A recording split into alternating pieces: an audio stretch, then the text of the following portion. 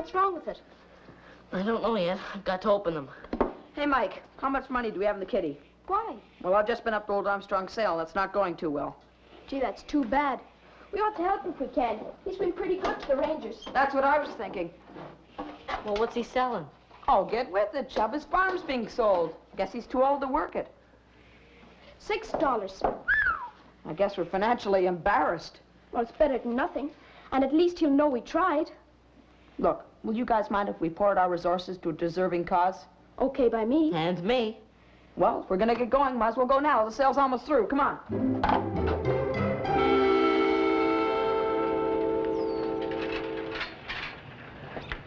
Hey, you young devils. Come here this minute.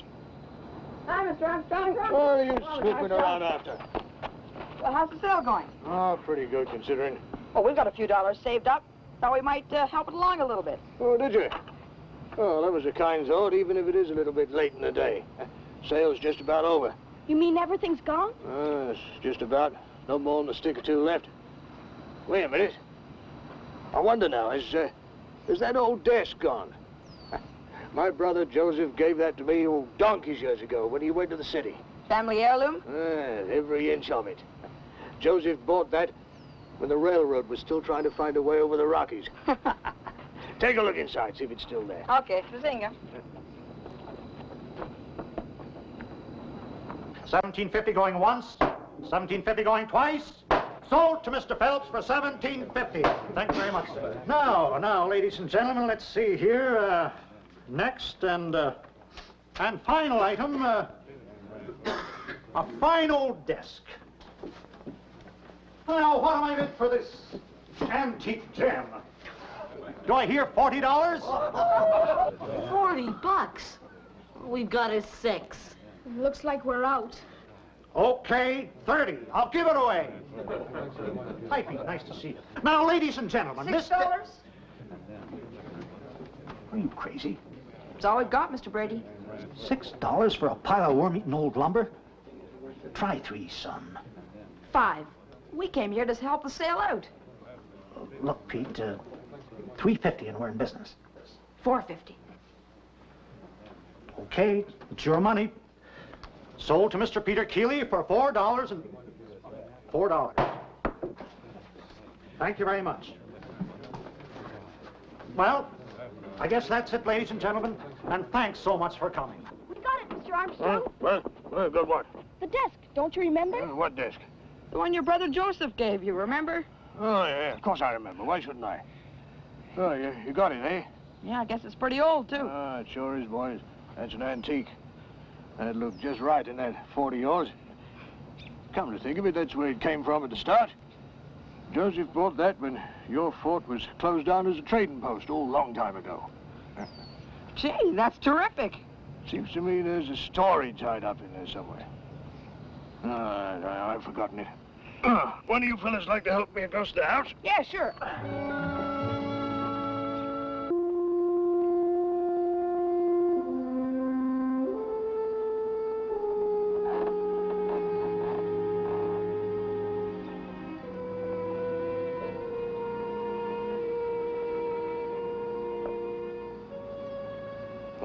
Huh? Hello, Uncle Pat. Oh, it's you. That's right. Somebody told me you was dead. Somebody was wrong. Oh, it's too bad. Why don't you leave an old man in peace? I heard you were selling up. Thought I'd stop by and see if I could pick up some of the old family stuff. Oh, why? Wanted to help you out, Uncle. Besides, some of that stuff's been in the family a long time. Huh? First time I ever knew you give a tinker's cuss about the family, or anyone else. Whatever happened to that old desk, Uncle? The one my dad gave you. Why? I always had a fancy for it. Couldn't have seen it more than a couple of times in the whole of your disreputable life. I guess that shows what a strong impression it made. Is it still around? Ah, it's sold. Sold? Oh, it can't be. The sale finished yesterday. You're too late. Yesterday, but Ah, I thought the sale... go away. Go back to the city and leave me in peace. Who bought it? How do I know? Give me a fair price. $4. What more do I want? $4 for that desk? Do you know what you've done? Do you know what was in that desk?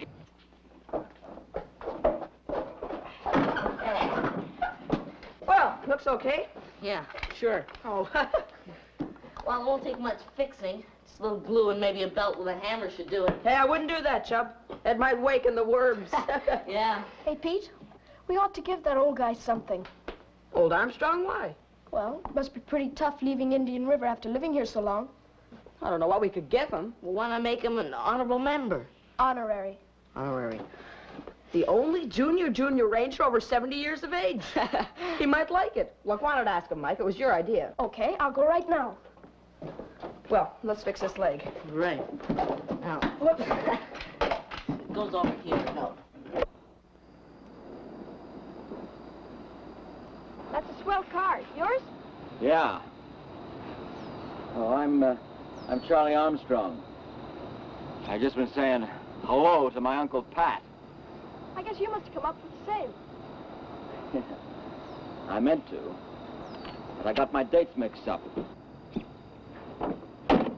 I missed it. Too bad. We just made it ourselves. Got an old desk. Last thing in the sale. An old desk? That's right. Who are we? The Indian River Junior Rangers. We're going to keep it at our fort. As a matter of fact, it came from there a long time ago. Well, that's great. That's just great. It's nice to know that it's in good hands. I don't suppose you... No, I guess that wouldn't be fair. What wouldn't? Well, I'd like to make an offer on it. I didn't suggest this.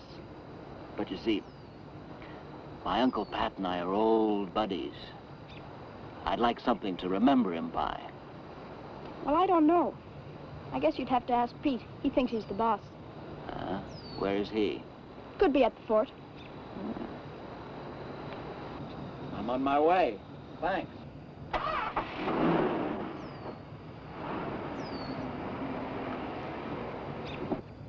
Hi, Mr. Armstrong. Oh, hi there. Well, how's it look, the old desk? It looks fine, just fine. Huh. Say, I met your nephew at the gate. Nice guy. Nice? That lazy, good-for-nothing, self-opinionated, light-fingered, mealy-mouthed.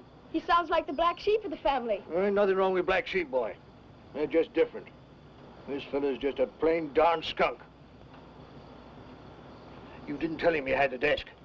Oh, jeepers. Away you go once and tell Peter. I don't know what that scoundrel's got in his mind, but he's up to no good, whatever it is. Go on, off you go.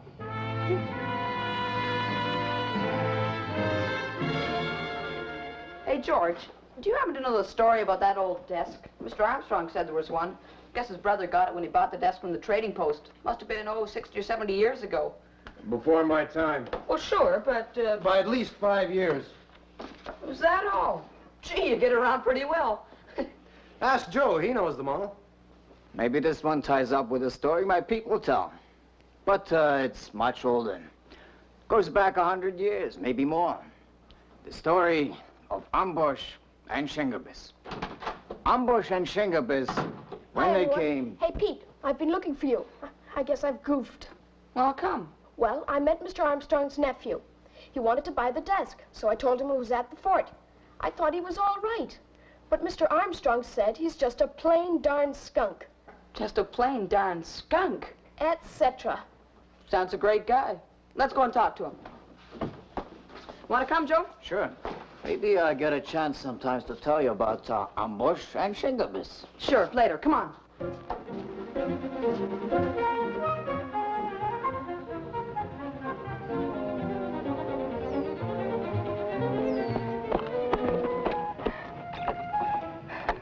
Look at this. Easy. I think I smell a skunk around here.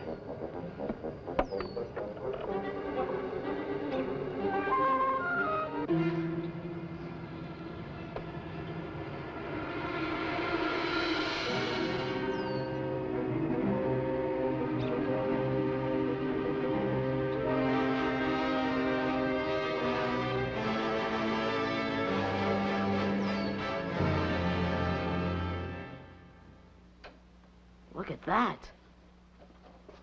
I guess Mr. Armstrong knew what he was talking about. Just a plain darn skunk. Why? Why would he do this? Guess he was looking for something. Hey, look, Pete. Found a secret drawer. If there's anything in it, he's got it. Oh, too bad Mr. Armstrong can't remember that story, whatever it was. Let's go and talk to him. No. I want to show you something first. Not far from here. Will it help with this? Yeah, it might. Okay.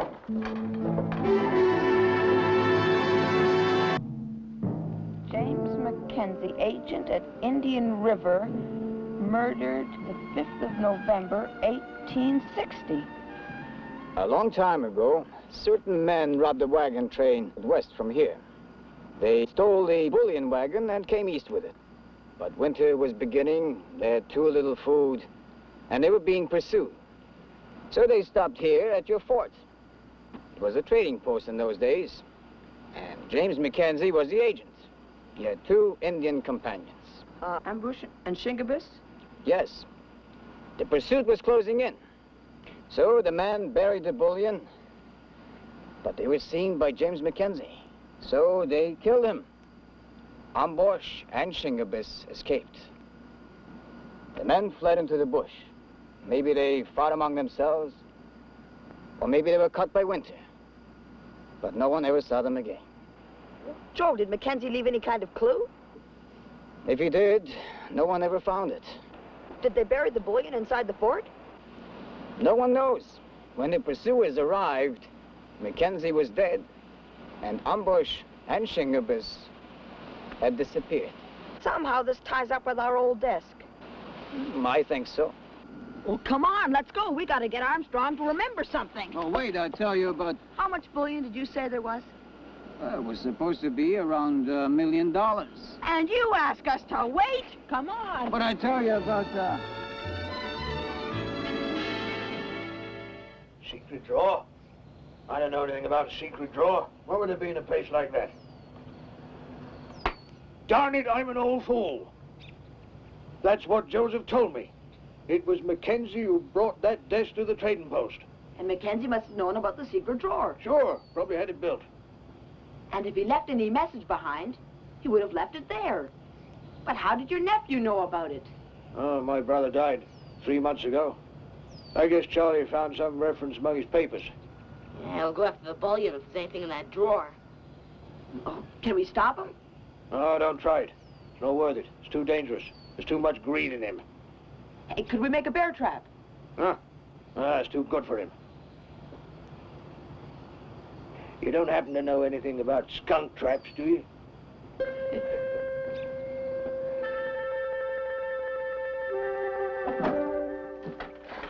So how do we fix the bear trap? Well, we don't want a deadfall because that kills. There are 2 other kinds of trap. In one of them, he goes down. In the other, he goes up. And this time, we let him go down. You mean we dig a hole? No, I mean just that. Then we cover it with small branches and leaves and grass and make sure he falls into it. Just like that? It won't be too difficult. But this is a big country. Suppose Charlie has found a clue in that old desk. Suppose he knows where the bullion has been buried. Okay, suppose he does. Well, we don't, so where do we dig that hole? Listen, remember the date when James Mackenzie was murdered? November 5th, 1860. Pretty late in the year. Snow on the ground? Well, most likely. Why? If they went outside the fort to bury it, they'd leave tracks. Pretty difficult to hide. But inside, there were plenty of tracks anyhow. Holy smoke. Do you mean to say that that loot is buried inside the fort? $1 million bucks. We've been walking around on top of it. All I say is, I don't think they'd go outside. Don't forget, Mackenzie saw them, and Ambush, and Shingabis. So we dig the hole. Come, I'll show you how. You know how you make animals walk into traps? You make it a little difficult for them to walk anywhere else. Like this.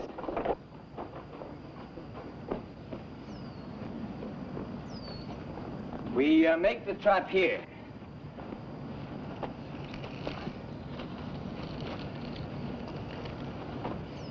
There. Now we need something. Help me with this.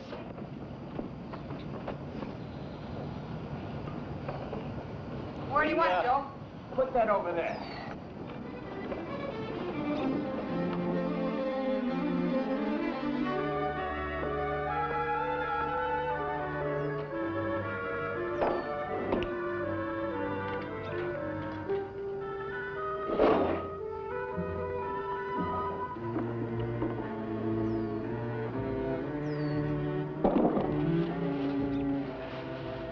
So now, if you want to get over from one side of the fort to the other, you can step over the canoe, or you can walk between these things.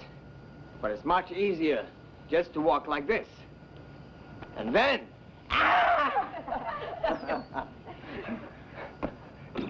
Well, you better find some spades. We got a lot of digging to do. We do? What about you? Well, I'll come back in a little while and help you cover it up, okay?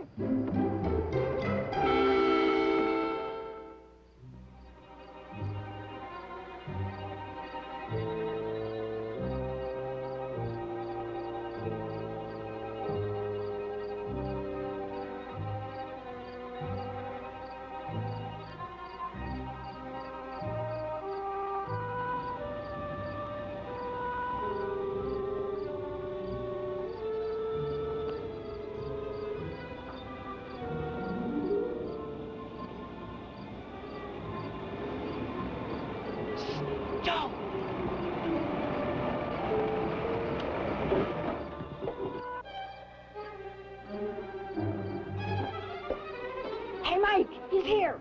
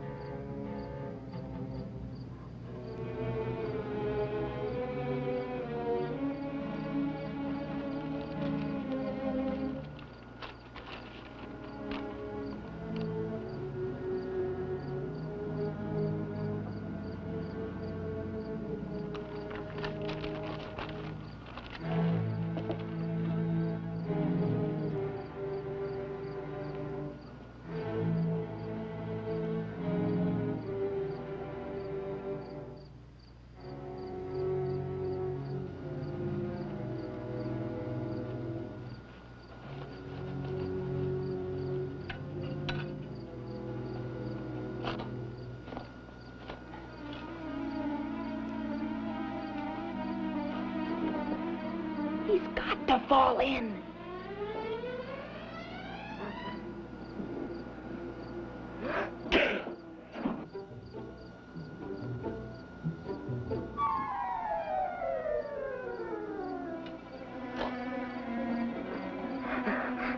Let's go!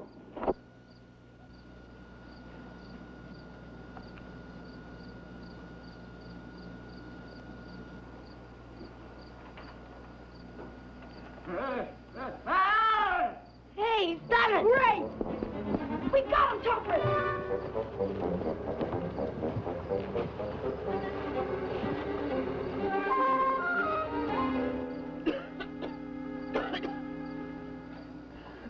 Get me out of here! You don't like it down there? What do you think? Then where you go? I didn't go. I fell. Oh, that's too bad. Maybe you better stay down there till we get Sergeant Scott, huh? Come, I got something to show you. Hey! Ooh, ooh. You can't just leave me down here. You don't think so? Come on, boys. Hey!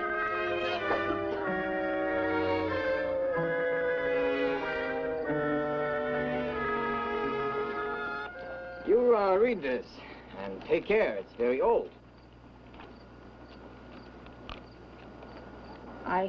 The bullion is buried within the stockade at a point 11 paces due south of main entrance. Consider the face of a clock with your back to the center of the main gates. You are facing high noon. Now proceed 11 paces at 1 o'clock. I put this in a place where I believe it will be safe from the thieves, but may be found by others. James Mackenzie. I guess he was just bumped off when he wrote that. Must have been. I guess he knew about it, too. Now, I'll tell you the story about Ambush and Shingabis. Not right now, Joe. We've got to get to Sergeant Scott. We've got a lot more digging to do tomorrow. Come on. See you later, Joe.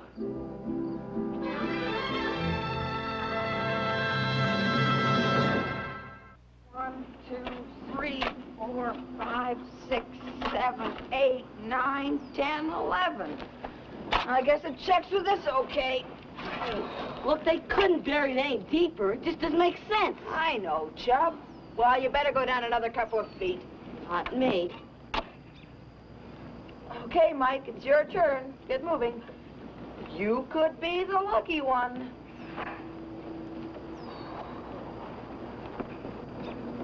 Hi. Oh, hi, Joe. You don't think we got these measurements wrong, do you? I don't think so. Do you think they go deeper than this? No, I guess not. They wouldn't have time. Then something's gone wrong? You are going to rest for a little? I sure am. Good. Now I'm going to tell you the story of Ambush and Shingabis. Haven't you told us that already? Oh, not all. There's a little more. Okay, shoot. Ambush and Shingabis came back. After that, for a long time, their tribe was very, very rich.